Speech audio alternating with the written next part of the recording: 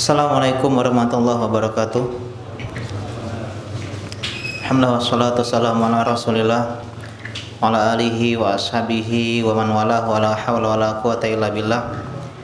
Segala puji bagi Allah Subhanahu wa taala yang pada malam hari ini Allah Subhanahu wa taala masih memberikan kita kesempatan, nikmat, sehat dan waktu luang ya, sehingga kita semua bisa berjumpa di majelis pada malam hari ini yang sebenarnya jadwal Ustadz Taufik Hidayah hafizahullah taala, hanya saja beliau berhalangan hadir dan saya di sini diminta untuk menggantikan.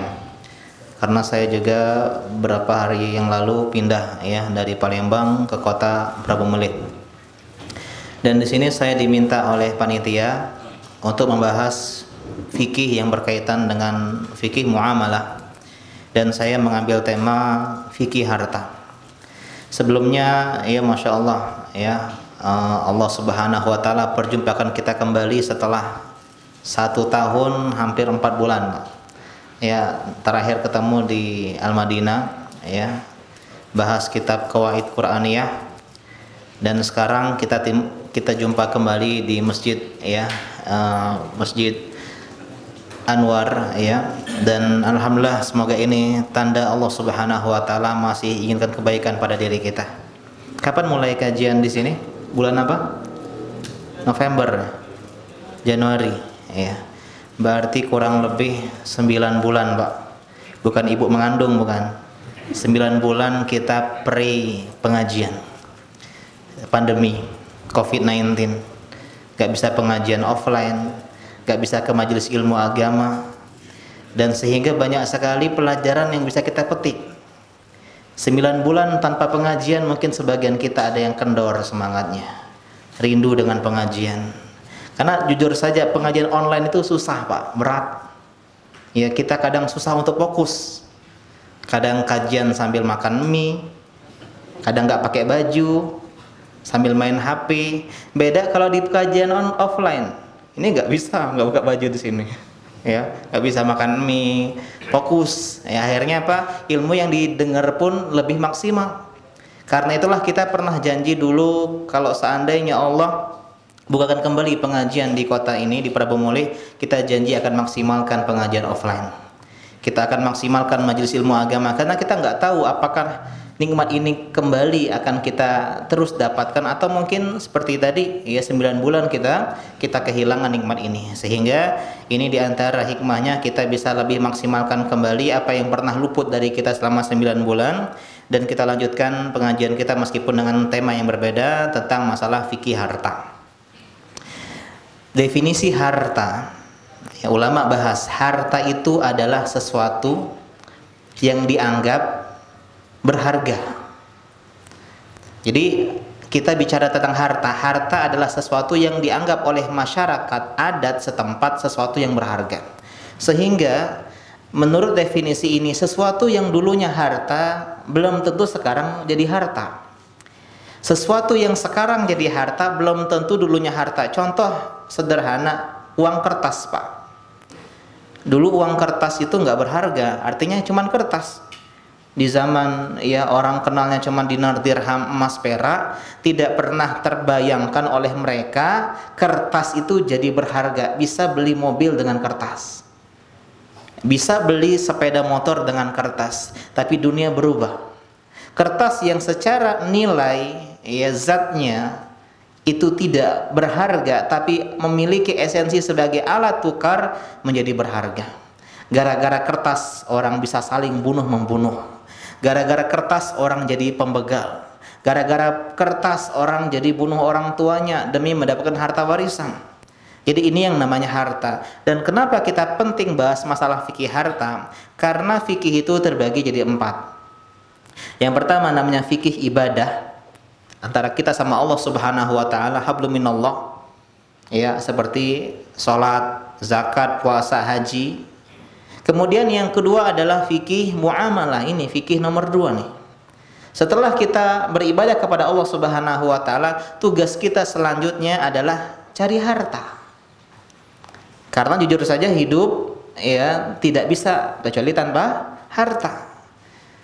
Namanya fikih muamalah, jual beli, sewa menyewa, pergadaian dan semisalnya. Orang kalau udah beribadah, udah punya pekerjaan, punya harta, selanjutnya apa? Bujang, ya udah belajar ilmu agama, pondok pesantren, lulus di Al-Madinah, udah ngajar, punya pekerjaan, udah punya harta, selanjutnya apa? Kawin, ya, nikah. Sehingga fikih yang ketiga, fikih munakahah. Nah, ketika mencari harta, ketika menikah kadang terjadi yang namanya problematika, cekcok, persengketaan, pertikaian, beda pendapat, sehingga muncullah yang namanya tindak kriminal.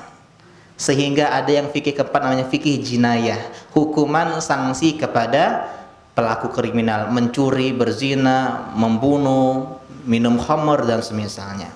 Artinya setelah ibadah yang wajib kita pelajari harta. Karena ini bukan kaleng-kaleng, Pak. Gara-gara harta seorang masuk surga dan gara-gara harta seorang masuk neraka. Jadi harta itu bukan hanya dunia kita, tapi harta itu adalah akhirat kita. Yang menentukan surga dan neraka diantaranya adalah harta. Sehingga seorang muslim sejati haruslah paham dan cerdas dalam memahami fikih harta. Karena itulah kita akan bahas pada malam hari ini secara singkat tentang masalah harta. Harta manusia, ya, itu sumbernya ada dua. Ya, sumber harta manusia itu ada dua. Ya, jadi sesuatu yang berharga. Yang pertama berasal dari alam. Ya, seperti hewani, kemudian nabati, material, tambang, air, gas, tanah, itu semua dari alam, Pak. Contoh petani beras, nelayan mancing ikan, mancing udang. Ya, ini namanya harta. Ya, udang, ikan itu kan termasuk harta. Beras, kemudian gandum, kemudian ya buah-buahan, ya. Ini cara mendapatkan harta yang pertama, langsung dari sumbernya, langsung dari alam, Pak. Dan hukum asal harta seperti ini adalah mubah, halal. Ya, jadi ketika seseorang mendapatkan harta dari alam, karena alam Allah ciptakan untuk kita, maka hukum asalnya boleh. Dalilnya adalah surat Al-Baqarah ayat ke-29, kata Allah Subhanahu wa taala, "Huwallazi khalaqalakum ma fil ardi jami'a." Dialah Allah yang menjadikan dan menciptakan untuk kalian segala yang ada di muka bumi, baik di luar bumi maupun di dalamnya, dari hewani, kemudian nabati, material, alam dan seterusnya, itu untuk kalian semuanya. Artinya segala yang berada di bumi itu untuk manusia.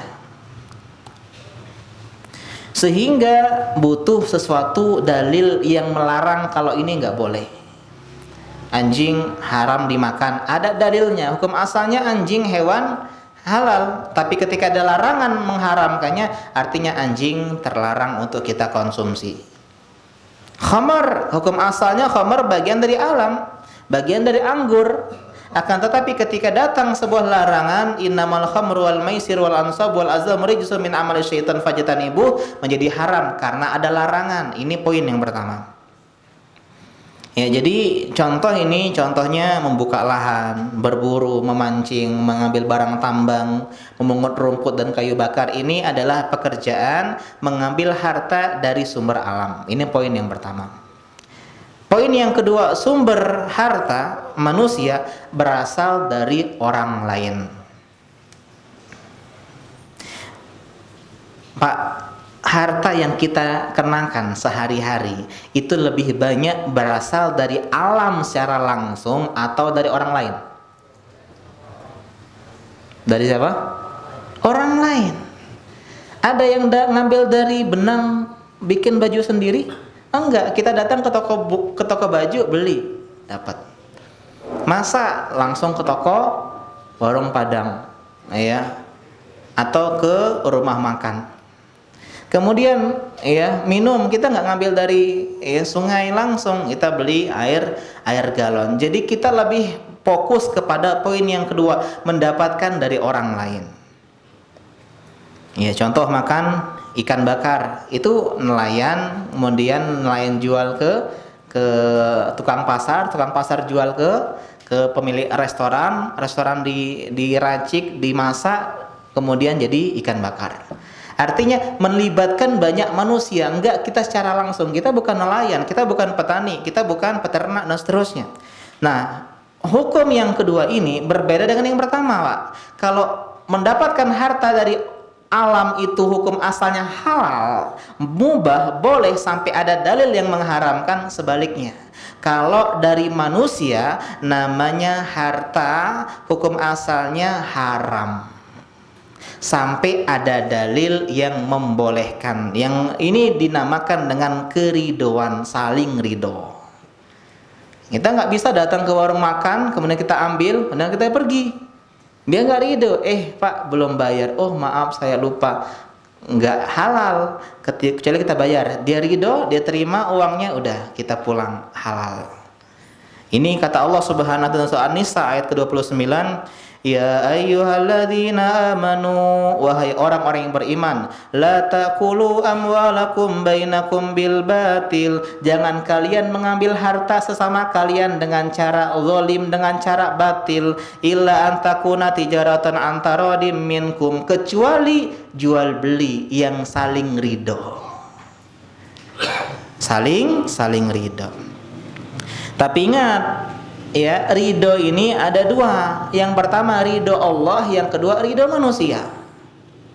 Ridho Allah dan ridho manusia. Kecuali sebagian orang kan begini, oh kami kan riba, orang minjam 10 juta kembaliin 12 juta, saling ridho, Pak. Bukankah ayatnya illa antakuna tijaratan antara diminkum, ini transaksi yang sama ridho. Iya, kalian ridho, tapi Allah tidak ridho. Jadi harus memiliki dua syarat. Yang pertama Allah ridho, yang kedua manusia ridho. Kalau seandainya ridho manusia ya menjadi tolak ukur suatu perbuatan, niscaya banyak sekali ya kerusakan yang terjadi. Zina sama-sama ridho. Kalau nggak ridho namanya pemerkosaan. Karena ridho itulah yang namanya zina.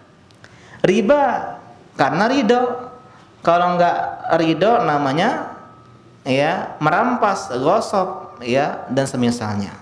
Jadi ini diantara sumber harta, dan harta bapak-bapak teman-teman semuanya itu urgen di dalam Islam.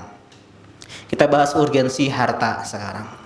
Yang pertama, harta termasuk darurat khoms, daruriyat al-khoms, artinya 5 hal prioritas yang dijaga oleh agama dalam maqasidus syariah. Tujuan Islam syariat ini menjaga 5 hal dari manusia, yang salah satunya adalah hibdul mal, menjaga harta. Yang pertama apa? Agama. Apalagi? Darah, akal, harta, dan kehormatan nasab. Apa saja yang diharamkan dalam Islam pasti menjaga salah satu dari 5 ini, Pak. Contohnya apa? Maling, menjaga apa? Harta. Berzina, menjaga kehormatan. Ghibah, menjaga kehormatan. Apalagi?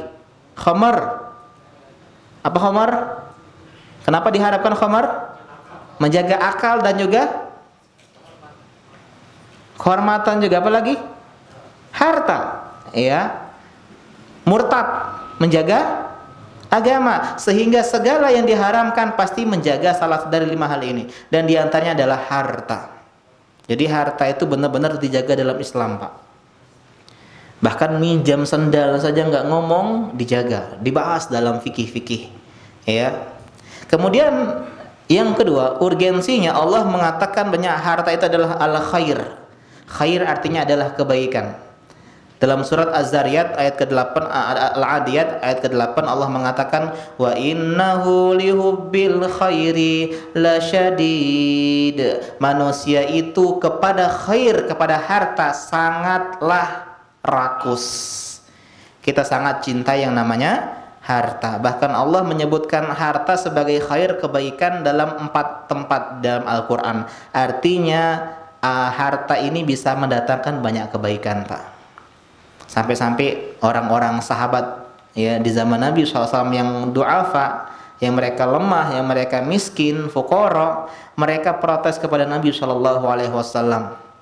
Ya, mereka bilang, ya orang-orang kaya itu masya Allah banyak kebaikannya, banyak pahalanya. Ya, mereka sholat kami sholat, mereka puasa kami puasa, mereka sedekah kami nggak bisa sedekah, sehingga banyak kebaikan yang bisa dihasilkan dari harta. Yang ketiga, Allah menyebut harta sebagai malullah, hartanya Allah Subhanahu wa taala. Dan ini adalah konsep asas ekonomi Islam, Pak, yang membedakan antara kita muslim dan orang kafir itu konsep ini. Harta kita milik siapa? Allah. Sehingga ketika datang syariat kurban, ya, ngapain kurban? Duit-duit aku, ini salah. Itu bukan duitmu, duit Allah. Ngapain suruh zakat, suruh infak, sedekah, wakaf? Karena perintah Allah. Kenapa ya nggak boleh kurban dengan kuda? Ya, padahal kuda itu lebih mahal dibandingkan dengan onta dan sapi. Karena Allah yang ngaturnya. Kenapa nggak ada zakat berlian, zakat intan, mutiara? Padahal itu lebih berharga, lebih mahal dibandingkan emas dan perak. Karena Allah bilang enggak. Jadi yang mengatur segalanya Allah Subhanahu wa taala. Kenapa kok nggak boleh 10.000 kembaliin 12.000? Ya, disyaratkan di awal. Kami kan saling ridho. Karena Allah yang melarang. Ini konsep asas ekonomi Islam. Kata Allah Subhanahu wa taala dalam surah An-Nur ayat ke-33. Wa atuhum mimma lillahi alladzi atakum, berikanlah mereka dari harta Allah yang Allah berikan kepada kalian. Kenapa tukang parkir itu, Pak? Ya, dia itu ketika orang mengambil mobil yang ada di parkirannya, motor yang di parkirannya, dia merasa enggak berat. Karena itu bukan punya dia. Ya. Iya, ada orang keluar Pak Joro. Iya, silakan, monggo. Inilah konsep tukang parkir, Pak, di dunia ini. Kalau seandainya kita meyakini segala apa yang ada di dunia, termasuk harta kita adalah milik Allah, ketika Allah perintahkan bayar zakat, kita nggak berat. Iya, 100 juta bayar sekian, beratnya 2,5 juta ini. Karena dia menganggap itu adalah hartanya. Aku siang malam kerja cari uang, ya. Dia lupa bahwasanya segala adalah pemberian Allah Subhanahu wa taala. Banyak orang yang kerjanya lebih keras dibandingkan kita, Pak. Tapi hartanya lebih besar kita dibandingkan mereka. Artinya harta adalah pemberian Allah Subhanahu wa taala. Bukan tentang seberapa cerdas kita, seberapa keras kita bekerja, seberapa banyak relasi kita, seberapa bagus marketing kita, bukan, tapi segalanya adalah karunia Allah Subhanahu wa taala. Dan yang terakhir adalah Allah menyebut, ya, orang yang tidak pandai mengelola harta sebagai orang yang bodoh. Artinya orang cerdas, orang pintar adalah orang yang bisa mengelola harta. Belajar manajemen keuangan penting. Ya, karena orang mengatakan banyak terjadi pertikaian rumah tangga karena masalah keuangan. Karena harta ini sesuatu yang benar-benar, ya, penting, ya, meskipun tidak sangat penting, tapi penting. Kata Allah Subhanahu wa taala, "Wala tu'tus sufaha amwalakum allati ja'alallahu lakum qiyama." Jangan kalian berikan harta kalian kepada sufaha, orang-orang bodoh, istri yang kalau dikasih 1 juta sehari habis, itu nggak boleh dikasih, Pak. Ya, kenapa? Nggak pintar mengelola harta. Tapi kalau istri yang 25.000 bisa untuk 1 tahun, mantap. Beli kalender, ya. Beli kalender cukup untuk satu tahun, ya. Jadi ini diantara pentingnya harta. Sekarang kita bagi harta menjadi 2. Ya, kita agak cepat karena pembahasannya sebenarnya panjang, ya. Harta terbagi jadi 2, harta halal, harta haram. Tapi yang halal itu, Pak, enggak satu level. Harta halal itu berlevel-level. Ada yang bermartabat, ada yang kurang bermartabat, ada yang sedang saja. Kapan harta menjadi bermartabat? Ketika dengan jerih payah kita sendiri. Nabi ditanya, ayul kasbil atyab, wahai Rasulullah, pekerjaan apa yang paling afdol, yang paling bagus? Amalur rajuli biyadih. Kata Nabi SAW, segala jerih payah orang dengan usahanya sendiri. Yang jualan itu bagus, Yang dia buka usaha salon dengan usahanya bagus. Yang buka usaha laundry bagus. Yang buka usaha servis motor bagus. Bengkel bagus. Karena usaha sendiri. Beda ada yang nggak terlalu bermartabat. Contoh harta warisan, hadiah, sedekah. Kita yang menerima. Meninggal orang tua kita, kita dapat harta warisan halal, tapi kurang bermartabat. Kita dikasih hadiah, bagus, hadiah motor, alhamdulillah halal, tapi kurang bermartabat. Tapi ada lagi yang sangat kurang bermartabat, diantaranya adalah upah tukang bekam. Ya, tidak haram ya, tapi kata Nabi SAW khabith, maksudnya ya buruk, maksudnya halal tapi kurang bagus gitu, kurang bermartabat. Begitu juga harta haram pun dibagi, Pak. Harta haram dibagi menjadi dua. Yang pertama haram karena zatnya. Contoh khamar, apalagi bangkai, apalagi anjing, apalagi babi, apalagi ya banyak ya. Yang kedua, ini sebagian masyarakat tuh kalau bilang harta haram dia mikirnya anjing babi aja, Pak. Kau ini harta haram, apa dia? Aku makan nasi, makan ayam, tidak pernah makan babi aku. Tidak pernah minum khamar, karena dia salah paham. Harta haram bukan hanya haram zatnya, tapi yang kedua, dan ini yang paling banyak, haram karena cara mendapatkannya. Ini. Dan cara mendapatkannya ini pun dibagi jadi dua. Yang pertama, saling ridho. Ya. Yang kedua, zalim. Saling ridho contohnya riba. Kalau zalim contohnya mencuri dan yang semisalnya, ya. Suap contohnya, ya. Nyogok itu saling ridho. Yang nyogok dengan senang hati, ya. Yang diterima lebih senang hati, ya. Ini namanya haram karena cara mendapatkannya. Nah sekarang Pak, banyak orang yang tidak senang fikih muamalah. Ya mungkin sebagian datang ke sini karena nggak tahu judulnya, ya. Ya, sebenarnya saya pengen bikin temanya bahaya harta haram. Tapi takutnya nggak ada yang datang gitu. Jadi dibahas fikih harta. Karena kalau masalah harta ini ya emang berat, ujiannya berat. Karena menurut segitiga kebutuhan manusia, ada jurnalnya, penelitiannya, yang paling tinggi itu Pak harta, makanan. Orang bisa ngejomblo nggak masalah, bertahun-tahun dia kuat. Tapi nggak makan bertahun-tahun dia nggak bisa, mati. Ya karena itulah poin yang pertama mencari makan. Puncak kebutuhan manusia mencari makan. Sehingga kalau berbicara soal makan, soal harta itu berat. Akhi, afwan, sholat antum tidak sesuai dengan sunnah. Seharusnya ya kalau ketika sujud itu lengannya nggak boleh diletakkan di lantai, itu dilarang oleh Nabi SAW. Oh ya akhi, jazakallahu khairan, terima. Akhi, antum berpendapat bahwasanya Allah itu di mana-mana, itu enggak tepat akhi. Yang benar adalah Allah di atas langit, di atas arasy. Ya. Oh jazakallahu khairan akhi, nerima Pak. Apa akhi, pekerjaan antum haram? Apa dia haram? Ya. Apa ini khilaf? Ini gitu langsung ya. Kenapa? Karena berkaitan dengan harta. Kalau masalah ibadah, oke, masalah akidah kita samina wa ta'na. Masalah muamalah nanti dulu. Dan inilah ujiannya. Kenapa banyak orang terjerumus ke dalam harta haram? Sebenarnya Pak, semua orang itu pengen kebaikan Pak. Hukum asalnya, fitrah manusia. Nggak ada di antara kita yang pengen harta haram, nggak ada. Kalau boleh memilih, kita pengen pekerjaan yang halal, thayyib, besar gajinya, ya Pak. Tapi terkadang seorang terjatuh ke dalam harta haram karena dia tidak duduk di majelis fikih muamalah. Dia tidak mendengarkan pengajian fikih muamalah. Karena itulah diantara ya sesuatu yang digalakkan oleh ulama terdahulu, diantaranya Umar bin Khattab radhiyallahu ta'ala anhu, yang kalau dipraktikkan di Prabu-Mulih ini masya Allah, ya beliau sering bawa tongkat keliling pasar Prabu-Mulih, mungkin kalau sekarang bawa tongkat. Beliau bilang la yabi fi sukina illa man qad tafaqaha fid din.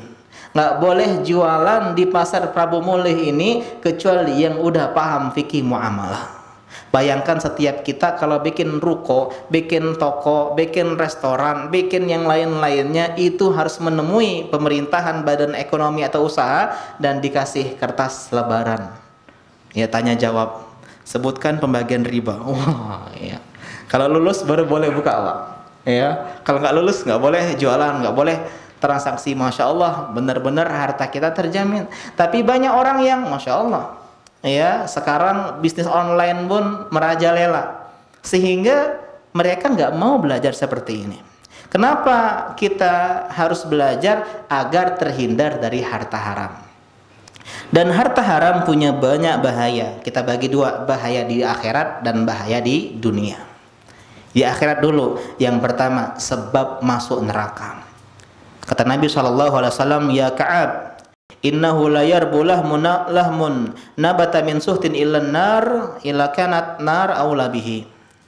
Atau dalam hadis yang lain, ma nabatat lahmun min suhtin illa naruf min suhtin illa an-nar aula bihi. Atau kama qol, setiap daging yang tumbuh dari harta haram, maka neraka yang pantas untuk dirinya. Karena itulah ulama-ulama zaman dahulu punya istri, emak-emak di zaman dahulu. Masya Allah, emak-emak zaman dahulu, Pak, mereka ketika suaminya mau keluar rumah untuk kerja, dia pesan, iyyaka wa kasbal haram, wahai suamiku, silakan cari harta, silakan cari nafkah, tapi tolong jangan berikan kami harta haram. Fa inna nasbir 'alal ju' wa la nasbir 'alan nar. Karena kami sabar untuk lapar, untuk haus, sabar miskin, sabar melarat, tapi kami tidak sabar di atas azab api neraka Allah Subhanahu wa taala.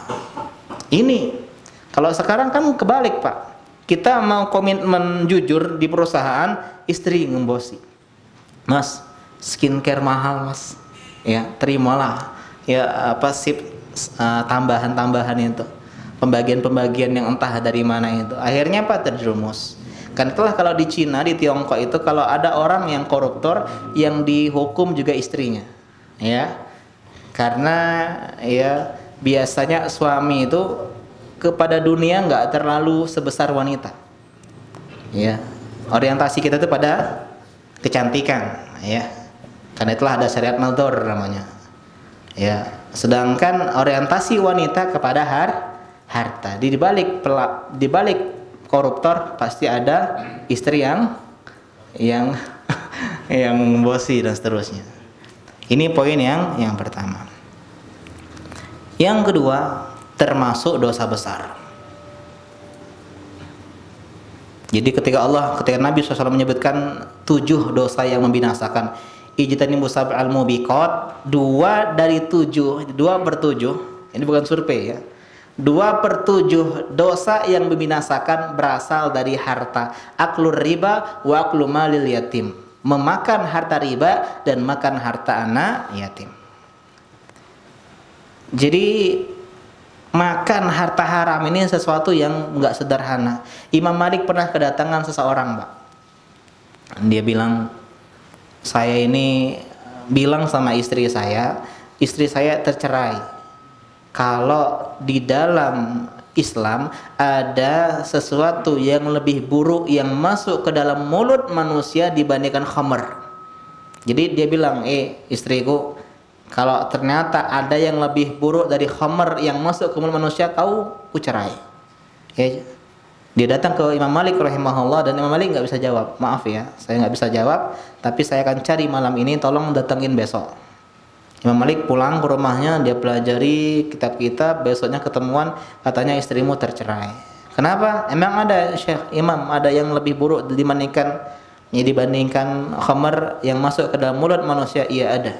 Itu harta riba, katanya harta riba. Dan ulama mengatakan tidak ada dosa di dalam Al-Quran yang lebih besar siksa, azab, ancamannya setelah syirik dan kekufuran, melainkan harta riba. Ini diantara yang menjadikan memakan harta haram termasuk dosa besar. Dan yang ketiga, hisabnya berat.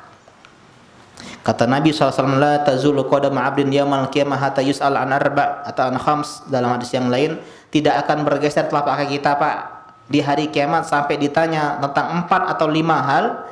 Di antaranya adalah an malihi. Kalau yang lain-lain ditanya sekali, an umri fima afnan, an syababihi, ya fima ablah, ya, wa an ilmihi ma'amila bihi. Tapi tentang hartanya itu pertanyaannya dua. Wa an malihi min aina tasab wa fi ma anfaqah. Dari mana dia dapat dan untuk apa dia salurkan. Jadi diaudit 100 perak pun diaudit. Pernah Bapak yang punya perusahaan kecil, mikro atau UMKM diaudit keuangannya? Wah, itu ribet, Pak. Ini 10 ribunya di mana? Ini 20 ribunya di mana? Jangankan itu, uang kita saja kececeran. Ini 5 ribu hilang di mana ya? Oh, ternyata tadi bayar parkir. Oh, ternyata tadi beli makanan. Itu diaudit di dunia. Padahal uang kita cuma ratusan ribu, cuman jutaan, nggak sampai belasan juta, ya. Diaudit saja berat. Apalagi kalau di akhirat nanti diaudit dari awal sampai akhir. Karena itulah orang miskin lebih dulu masuk surga puluhan tahun dibandingkan orang kaya. Orang kaya bukan karena dia banyak dosa sebagian, tapi karena auditnya lama, Pak. Ya, nanti kalau ini pakai duit masuk, yang itu. Ini orang kaya tunggu sebentar ya. Mana 10 ribumu di mana diaudit keuangannya. Karena itulah di antara hal yang sebenarnya ya diinginkan manusia tapi sebenarnya merugikan di akhirat adalah banyaknya harta yang tidak dia gunakan untuk jalan kebaikan. Kemudian selanjutnya, bahaya harta haram di dunia. Yang pertama, terhalang rezeki. Wah, alhamdulillah Ustaz, saya harta haram banyak rezekinya. Seandainya dia harta halal, mungkin jauh lebih banyak rezekinya. Kata Nabi SAW, innar rajula la yuhramu rizqa bizzanbi yusibuhu. Seseorang terhalang dari rezeki gara-gara dosa yang dia kerjakan. Contoh kita, Pak. Kita mau cari sedekah nih, ya, pinggir jalan. Ada tukang beca, kita pengen kasih. Ternyata dia lagi merokok. Ngasih nggak kira-kira? Nggak jadi ngasih. Beliin rokok paling duit kita, gitu. Karena itulah gara-gara dosa yang dia kerjakan dia terhalang dari rezekinya. Ya ada orang-orang yang mungkin ya layak untuk diberikan sedekah tapi karena sifatnya yang buruk dan seterusnya, ya maka dia terhalang dari rezeki. Karena itu Allah menggantikan rezeki itu dengan takwa. Dengan takwa. Enggak takwa, rezekinya mampet. Yang kedua, melemahkan fisik untuk beribadah. Yang ngantuk kajian, yang berat pas sholat Jumat dengar khutbah, introspeksi diri.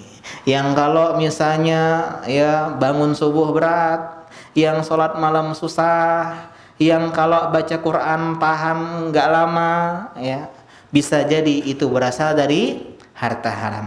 Kata Allah Subhanahu wa taala, ya ayyuhar rusul qulu minat thayyibati wa'malu shalihan inni bima ta'maluna alim. Wahai rasul, makanlah yang baik, yang halal dan beramallah yang soleh. Ketika ulama tafsir menggandengkan kenapa Allah memerintahkan makan yang baik dengan amal soleh, karena di antara sebab kita dimudahkan beramal soleh adalah makanan yang baik. Ketika makanan kita banyak yang haram, pakaian kita yang haram, maka berat fisik kita. Ya, alladzi anqadha dhahrak, dosa yang memberatkan punggungmu wahai Muhammad. Maksudnya adalah yang membuat kita fisik kita susah untuk beribadah, itu adalah dosa. Tarawih sampai jam 9, ngantuk, introspeksi diri. Ya, wallahu taala a'lam. Kata Ustaz Irwandi hafizahullah taala pernah mengucapkan ucapan yang saya sangat bagus sekali. Kata beliau, bagaimana bisa jasad yang tumbuh dari harta yang haram semangat mengerjakan kebaikan dan ketaatan. Ini Masya Allah sekali ya. Kemudian poin yang selanjutnya, yang keberapa ini? Entah yang keberapa ya. Doa tak dikabulkan. Kita banyak permintaan. Mungkin yang belum nikah pengen menikah, yang pekerjaannya kurang pengen pekerjaan yang layak, yang miskin pengen kaya, yang menikah pengen punya keturunan, yang sudah menikah pengen menikah lagi ya, atau yang semisalnya ya, kemudian pengen tamat kuliah, atau pengen ya orang tuanya sembuh dari sakit, atau pengen banyak hal yang kita inginkan tapi mungkin tidak kunjung kita dapatkan karena bisa jadi ada harta haram yang bersemayam dalam diri kita. Nabi mengisahkan, "Tsumma dzakara rajul yutilu safar asy'ata akbar ada orang yang musafir. Ini sebab dikabulkan doa Pak, safar. Berjalan jauh. Ata akbar. Rambutnya ya kusut, ya acak-acakan, pakaiannya kusut. Artinya dalam keadaan yang menghinakan diri di hadapan Allah Subhanahu wa taala. Ini pun sebab dikabulkan doa. Yamuddu yadayhi ila sama, dia angkat tangannya. Ini pun sebab dikabulkan doa. Kemudian ya Rabbi dia mendesak Allah. Dia benar-benar serius dalam meminta. Muqinuna bil ijabah, dia desak, dia optimis. Tapi kata Nabi, wa mat'amuhu haram. Makanannya haram. Wa masrabuhu haram, minumannya haram. Wa malbasuhu haram, pakainya haram. Wa ghuziya bil haram, dia tumbuh dari harta yang haram. Fa ana yustajabu lizalik, bagaimana bisa dikabulkan doanya. Yang selanjutnya, sebab kehinaan Islam. Ya sekarang Islamophobia lagi marak-maraknya Pak. Ya banyak di media sosial Islam dilecehkan, dikucilkan dan semisalnya. Mungkin sebabnya karena kita ya banyak bertransaksi yang haram. Kata Nabi, idza tabayatum bil inah, kalau kita transaksi haram, inah salah satu transaksi ribawi. Wa khatum adnabal baqar, kalian pegang ekor-ekor sapi. Artinya sibuk dengan peternakan. Ya. Kemudian waraditum bizara, kalian sibuk dengan persawahan, pertanian. Artinya bukan cuma ternak sama sawah, tapi segala usaha yang melalaikan dari Allah Subhanahu wa taala. Usaha kita, jualan kita, bisnis kita. Wa taraktumul jihad, sehingga kalian tinggalkan jihad. Termasuk jihad adalah pengajian. Sibuk pengajian, sibuk jualan, tidak pengajian lagi. Ini termasuk sebab hina Islam gara-gara dia. Sallallahu alaikum zullan, Allah timpakan kehinaan, la yanzi'u hatta tarju ila dinikum. Allah tidak angkat kehinaan tersebut sampai kalian kembali ke dalam agama kalian. Selanjutnya sebab bencana, termasuk pandemi sekarang ini. Ya kata Nabi SAW, idza dhahara zina, kalau zina sudah marak, war riba, ini harta yang haram, fi qaryatin, di suatu kampung, suatu daerah, faqad ahallu bi anfusihim adzaballah, mereka sudah menghalalkan diri mereka untuk diazab oleh Allah Subhanahu wa taala. Kalau ada suatu kampung kena azab, pasti diantaranya kalau enggak zina, riba. Saya pernah nulis buku, tulisan tentang desa Legetang Pak, di Banjarnegara ya, dekat Dieng. Itu puluhan tahun yang lalu. Ya di situ adat zinanya udah jadi kayak adat dalam masyarakat. Jadi kalau ada orkesan dangdutan, kalau kita kan mungkin cuman ini organ tunggal ya. Nah itu organ tunggalnya, biduannya itu disawer langsung ke dalam, langsung ke kamar. Ya pernah suatu ketika terjadi hujan yang dahsyat, dan ini terbukti dalam sejarah ya masih di Indonesia. Jadi ada gunung ini desanya ini. Gunung itu sama desa itu terpaut beberapa jarak kilometer, artinya nggak di bawah gunung. Kemudian keesokan harinya itu longsor. Ya orang kira longsor biasa. Ya ketika mereka ini tetangga sebelah lihat, oh ini ternyata ada tertimbun tanah. Dikira cuma longsor dari gunung tersebut. Ketika dilihat jarak gunung sama tempat tersebut itu jauh, dan gunung tersebut itu ya kalau tumpeng itu dipotong atasnya itu Pak. Ya, dan diletakkan di situ. Jadi bukan gelondong enggak gitu. Kalau longsor pun yang kena kan sini, tapi di sini malah yang kena. Ya, tragedi desa Legetang ya. Ini termasuk zina dan juga termasuk riba. Dan yang terakhir ini Pak, sebab tidak bahagia. Sebab kita tidak bahagia. Rumah tangga kita yang kacau, pertemanan kita yang enggak sehat, kolega kerja kita yang khianati kita, bos kita yang ya pekerjaan kita yang jauh dari selesai ya. Kemudian hubungan kita sama masyarakat kita, kemudian kecerdasan kita, kalau ngafal itu susah ya, kalau duduk di sini cuma dapat pahalanya saja ya, tidak bisa menyampaikan pada istri, Bi tadi kajiannya tentang apa? Tentang fikih muamalah ya, apa poinnya? Alam, lihat aja nanti di YouTube Al Madinah TV ada ya. Ini sebabnya mungkin karena harta haram yang kita kerjakan. Ya, dan banyak kisah, Pak. Seseorang yang dapat musibah, tiba-tiba dia teringat dengan bibi kantin di sekolahnya dulu, Pak. Yang diterima makan pempek 3 ngomong 2, ya. 5 ngomong 3, ya. Tiba dia teringat. Bisa jadi di situ yang kita dulu suka makan ceri, ya, ngambil tetangga nggak ngomong rambutan, itu hal-hal yang kita anggap biasa dan tidak kita tobati, Pak. Kadang sudah dikira setelah hijrah itu udah hapus semua apa dosa-dosa yang terlalu. Enggak, ya, datengin bibi kantin, nggak ada, cari, ya, kalau nggak ada cari di Google, nggak ada cari di Facebook, nggak ada, baru kita sedekahkan.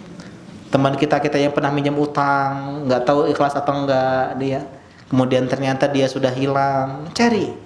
Sekarang media sosial alhamdulillah ya mudah nyari orang, sebut namanya di situ, ya, add friends. Yang jomblo bisa jadi CLBK gitu. Ya, oh, aku teringat dulu ya pernah ngutang sama seorang akhwat, ya, dia cari namanya, ketemu, belum nikah ternyata, siapa tahu jodohnya di sana. Intinya apa? Intinya sebab kita tidak bahagia adalah salah satunya karena harta yang haram. Kata Allah Subhanahu wa taala dalam surah Asy-Syura ayat ke-30, "Wa ma asabakum min musibatin fabima kasabat aydikum wa ya'fu an katsir." Apapun yang menimpa kalian, musibah apapun, hal-hal yang tidak kalian inginkan, keburukan, kehilangan, kesedihan, musibah dan semisalnya yang menimpa kalian itu disebabkan oleh ulah tangan kalian sendiri. Saya pernah ke Lahat, Pak, ngisi kajian di sana dulu rutin. Ada seorang bapak yang cerita sama saya. Dia PNS. Dia bilang, "Pak Ustadz, saya itu punya anak pertama masya Allah, solehah, ya, rajin, berbakti. Sedangkan anak yang kedua ini bandel." Dan benar yang bapak sampaikan itu benar, Pak Ustadz sampaikan itu. Karena saya tahu ketika anak pertama lahir, saya sedang susah. Sehingga anak pertama lahir di atas harta yang haram, halal, mungkin susah. Sedangkan ketika saya PNS halal, ya, cuman kan banyak ada sawer-saweran itu. Dia tahu banyak tambah-tambahan itu. Dia nafkahin anak yang kedua, anak yang pertama ketika itu sudah ini, kalau nggak salah udah mondok atau gimana, ya, mungkin terpisahnya agak jauh, saya kurang tahu. Katanya, oh, ini kelihatan, Pak, susah diatur. Ya, membentak orang tua, prestasinya menurun karena dia, oh, ternyata saya yang menafkahi dengan harta yang tidak haram dan tidak berkah. Ini diantara contoh-contoh masalah harta yang haram. Jadi ada berapa? 8 ya kalau nggak salah. Yang pertama sebabnya apa? Sebab masuk neraka. Yang kedua termasuk dosa besar. Yang ketiga hisab yang berat. Kalau orang sebagai akhirat, nantilah neraka, nantilah hisab yang berat, ya, nantilah dosa besar. Tapi ada hukuman atau bahaya di dalam dunia, terhalangnya rezeki kita. Yang kedua, lemahnya fisik kita untuk beribadah. Yang ketiga, doa kita yang tidak kunjung dikabulkan. Yang keempat, ya, sebab Islam ini dihinakan. Yang kelima, sebab bencana, ya, bencana ini apa saja. Yang terakhir, sebab kita tidak bahagia, ya, termasuk ya dalam hal-hal yang lain. Ini banyak sekali disaksikan. Sebagian teman-teman saya pernah kerja di bank. Dia bilang, "Pak Ustadz, saya hijrah dari pekerjaan yang haram. Mungkin gajinya jauh di bawah, saya hanya jualan herbal, ya, tapi masya Allah beda waktu sama keluarga. Istri saya sekarang bercadar dan sekarang dia taat sama suami. Anak saya masya Allah, Pak Ustadz, sekarang sering berbakti, sekarang patuh, mudah diatur. Beda ketika dia dulu kaya raya dan dia termasuk pejabat tinggi, ya, meskipun tidak tinggi sekali, ya, bukan cuman yang duduk di depan itu, bukan, ya, tapi bagi bagian-bagian dalamnya. Dan dia bilang, kalau gaji mah nominalnya jauh di bawah, tapi keberkahan, saya bisa nabung, dan saya bisa pengajian, saya bisa sholat, ya, saya bisa sama-sama keluarga. Dan sekarang masya Allah dia sudah anak-anaknya semuanya mondok, ya, di pondok pesantren Jawa Bukhari yang tergolong mahal ya untuk kita. Kemudian dia juga aktif pengajian dan juga aktif dalam usaha dakwah. Jadi intinya apa? Intinya seseorang kalau meninggalkan sesuatu karena Allah Subhanahu wa taala, pasti Allah ganti dengan yang lebih baik. Ada yang protes, "Pak Ustadz, saya udah keluar dari harta yang haram, tapi sampai sekarang saya nggak ada pekerjaan." Mana janji Allah Subhanahu wa taala? Kita bilang kau nganggur itu lebih baik dibandingkan engkau bekerja dengan pekerjaan yang haram. Ya, Allah taala a'lam. Dan selanjutnya kita bahas masalah konsep rezeki. Jam berapa azan? Bentar lagi. Konsep rezeki.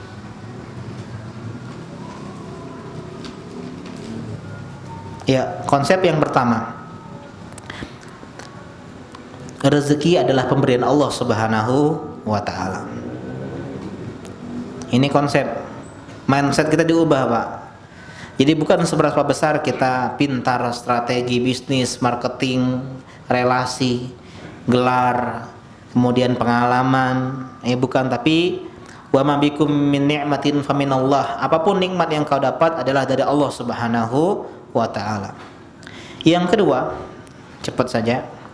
Rezeki bukan hanya harta. Kayak yang orang tadi protes, dia nganggur. Ya, dia punya waktu luang, itu rezeki. Sebagian teman-teman itu susah sekali nyuruh karyawan, Pak. Dia punya perusahaan, dia punya toko, ya tokonya udah gede, tapi dia nggak mau bayar karyawan. Dia mikirnya begini, kalau keuntungan saya 5 juta, berikan karyawan 2 juta, untung saya cuma jadi 3 juta. Ini matematika yang salah. Seharusnya dia punya 3 juta dan dia punya waktu yang lebih luas untuk belajar, untuk sama keluarga, untuk pengajian, itu juga harta. Bukan cuma uang. Untuk apa uang 5 juta tapi nggak ada waktu untuk keluarga, nggak pernah pengajian, sibuk, ya. Jadi harus mikir tidak hanya harta, tapi juga kesehatan.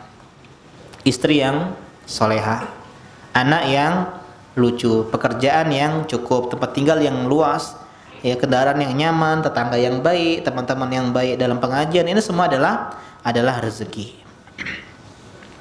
Dan yang ketiga, rezeki telah tertakar dan tidak akan tertukar. Kalau di Arab itu pernah dikisahkan, Pak. Ketika dia laku, tetangganya belum laku, ada pelanggan, disuruh ke samping. "Oh, Pak, saya udah ada yang beli, Pak. Yang sebelah belum, silakan ke sana." Ya, kalau gitu sebelah, tutup, Pak, tutup. Sebelah dibilang tuh tutup. Bismillah.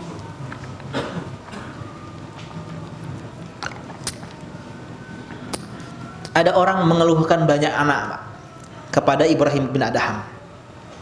"Pak Ustadz, susahnya rezeki anak aku tuh 10 misalnya anak aku tuh. Tambah sih kok pemain sepak bola, Pak. Ya, main di Euro." Kata Ibrahim bin Adham, ini ulama, dia bilang, "Coba bawa anakmu yang tidak ditanggung oleh Allah rezekinya, bawa sini." Ya, udah kasih kana, anakmu yang tidak ditanggung oleh Allah rezekinya. Artinya kita tuh paham bahwasanya Allah menjamin, ya, rezeki siapapun.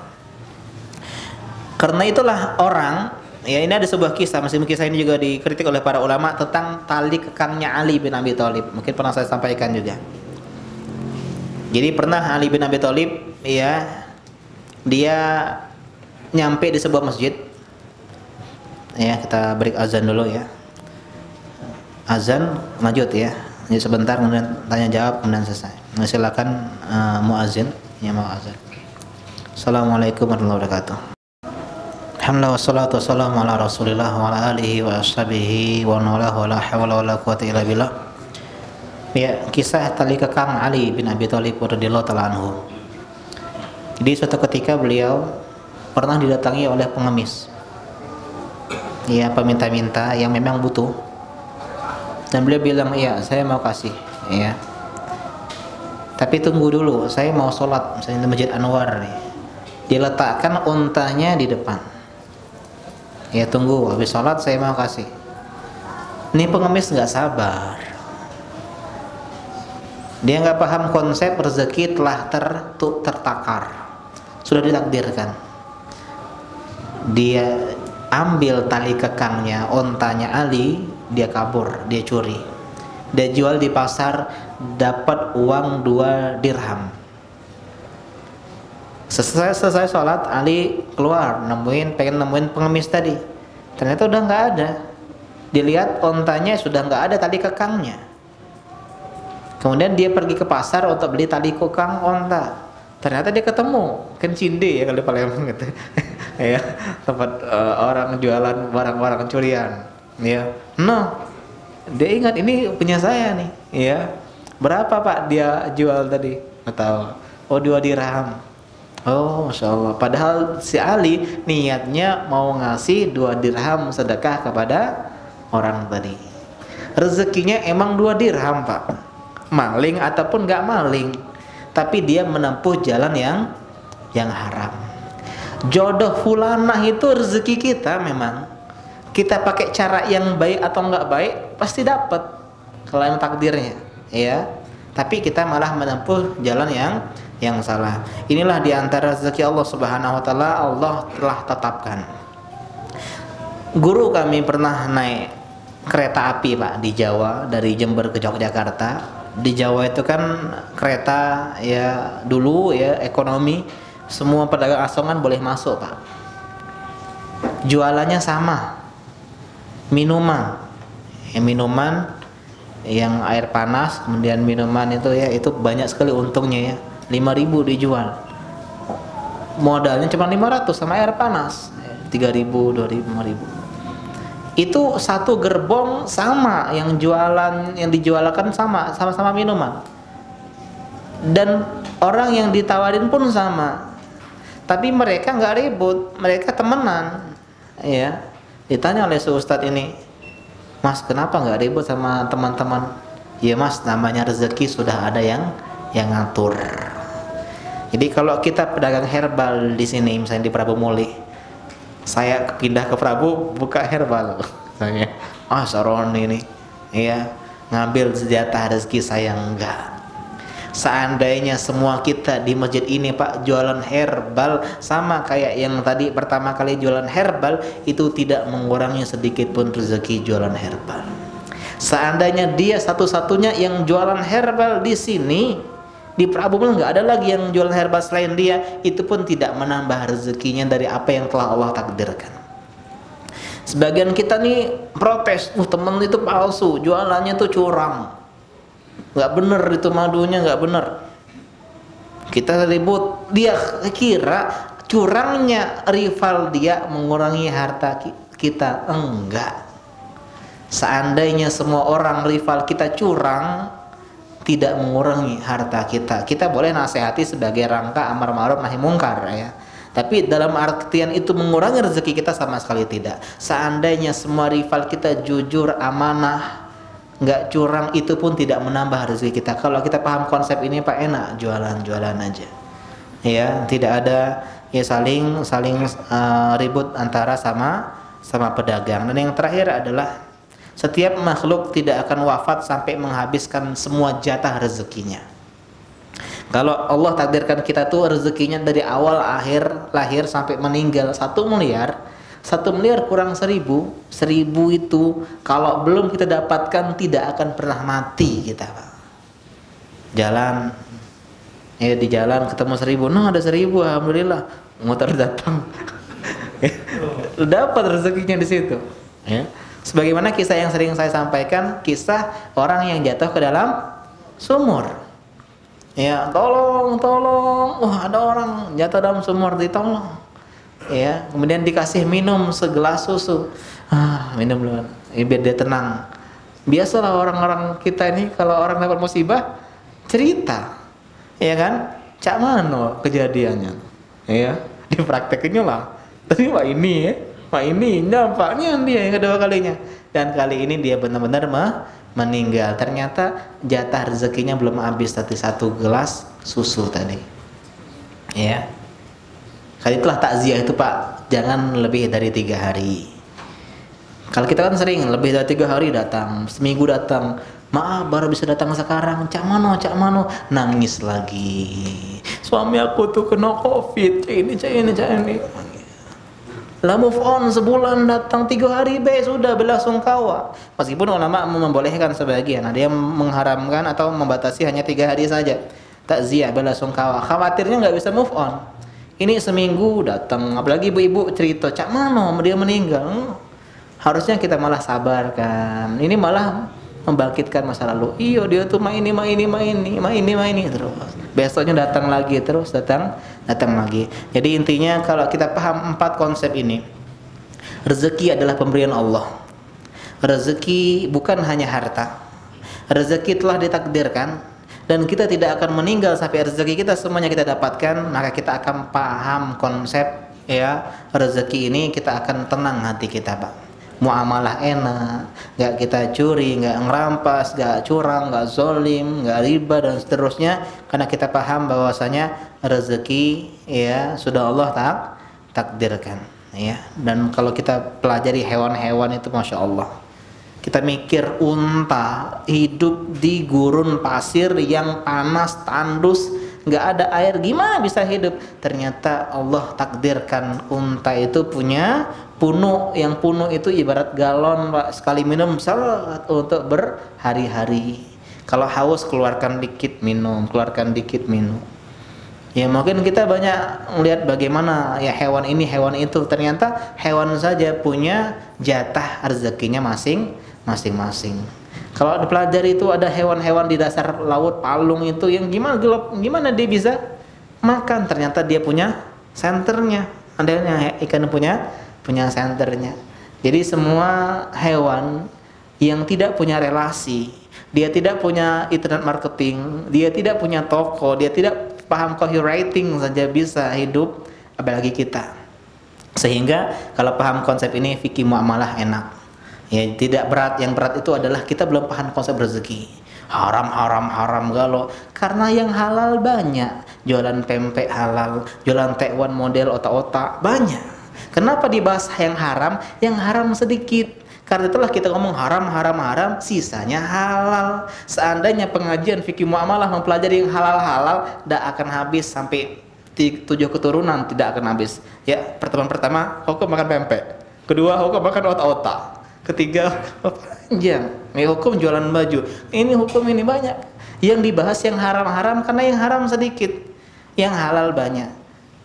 Karena itulah Nabi ketika ditanya tentang pakaian yang dipakai untuk ihram, Nabi enggak jawab.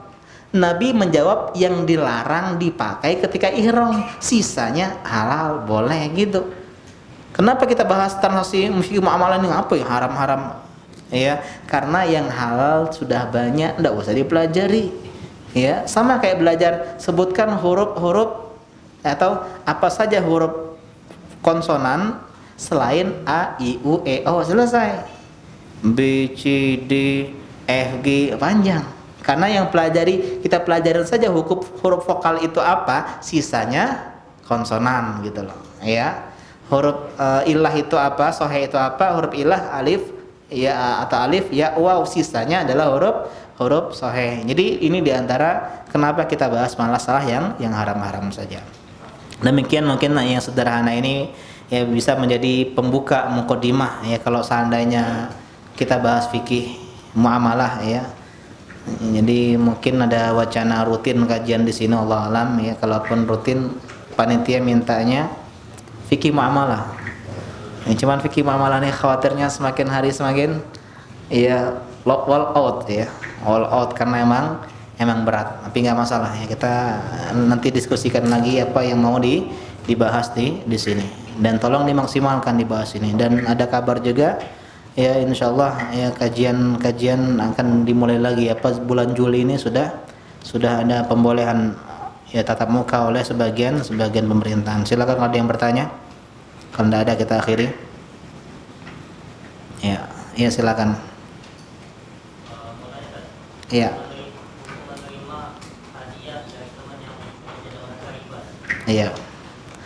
Hukum menerima hadiah dari teman yang kerja di riba. Kerjanya itu aja. Kerjanya di bank ya. Ngasih hadiah. Tapi kita nggak bisa pastikan itu hadiah dari gaji bank dia, belum tentu. Iya. dari harta riba? Pasti haram itu. Atau orang yang kerja di haram, beda ya. Misalnya kalau saya kan ini kerja di bank, ya cuman mungkin saya jualan, ya, atau saya punya bisnis lain, pekerjaan yang lain gitu. Jadi intinya begini, ya, menerima hadiah dari orang yang bekerja di harta yang haram, ulama menyebutkan hukum asalnya ya diperbolehkan. Jadi diperbolehkan kalau dia tidak 100% haram. Contoh orang yang kerja di bank, ya.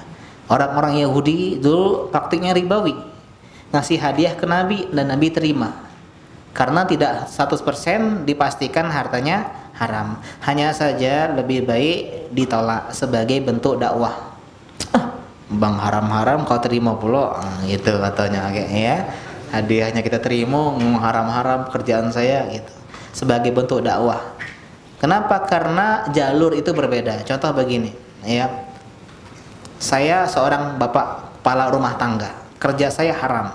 Saya dosa menafkahin anak istri harta yang haram. Tapi anak istri tidak berdosa makan nafkah dari saya.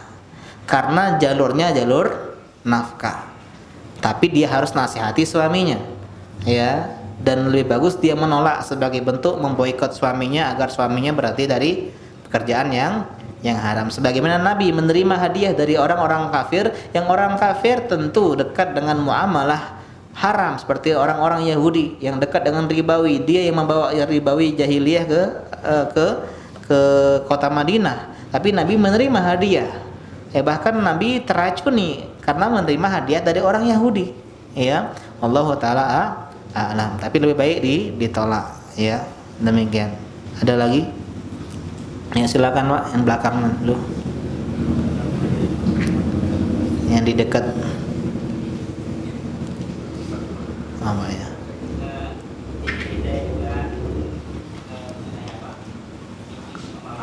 Iya.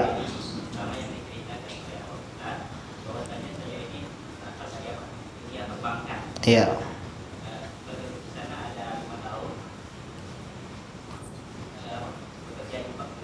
Iya. Nah, ini yang menjadi gejala saya itu bagaimana kita cara untuk menghilangkan dari dosa-dosa yang kita lakukan di perbankan ini.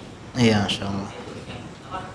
Mungkin selama ini dikatakan dari benar itu di menjadi masalah ya. Nah, itu bagaimana kita jalannya untuk solusi untuk menghilangkan. Iya. Masya Allah. Iya, bagus pertanyaannya Pak ya. Jadi di antara nikmat Allah Subhanahu wa taala, kalau kita bisa meninggalkan orang yang haram, harta yang haram, jujur itu berat. Ya, saya itu kadang kagum sama teman-teman yang dulu main band sampai tarap-tarap, ya, kemudian dia hijrah atau dia kerja di bank. Kita pun kalau seandainya diuji, kita dia kan haram-haram karena belum nyicip baik. Kalau nyicip mungkin mikir 2 kali. Ya, enggak keluar, ya. Tapi orang lain Masya Allah bisa. Ini di antara nikmat Allah Subhanahu wa taala yang tidak mudah kita lakukan.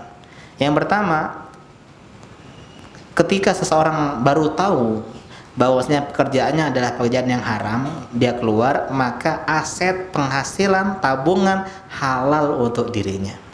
Kata Allah Subhanahu wa taala, illa ma qad salaf, kecuali yang telah berlalu.